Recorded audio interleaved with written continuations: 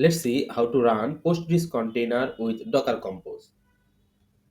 We are using Postgres image version 17, and we are binding the port.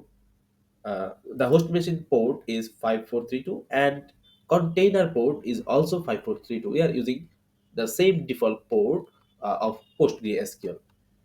We have database credential to sign in or to access the database, and we are using volume to store the data or to persist the data. Forget about it, we don't need it now. Okay, let's run this container individually. Let's see what happened. Our container is running. That's fine. Let's go inside the container and execute some command to test Postgres database. PSQL version is used to check the PostgreSQL version. We are using version 17.3.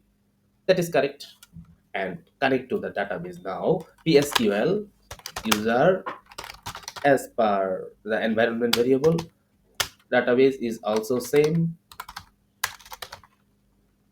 Now let's execute this. The terminal switch the user to database. It is showing the database name here. Okay, let's see how many databases do we have. Backslash L to check list of databases on PostgreSQL. Yes, we can see Postgres database, sunbjur database that we have created. We have template 0 database. We have template 1 database. Now quite this command line with Q. Now we want to create a table on our database that we have already created. We have some command I have saved. Let's execute this SQL.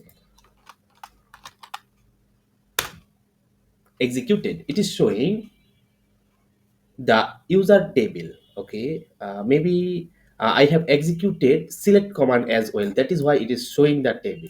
Okay, let's clear this terminal and select again. Okay, select all from users.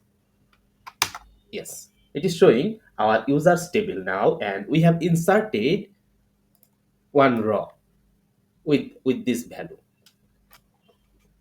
Okay, so that is the process to start a Postgres database with Docker Compose.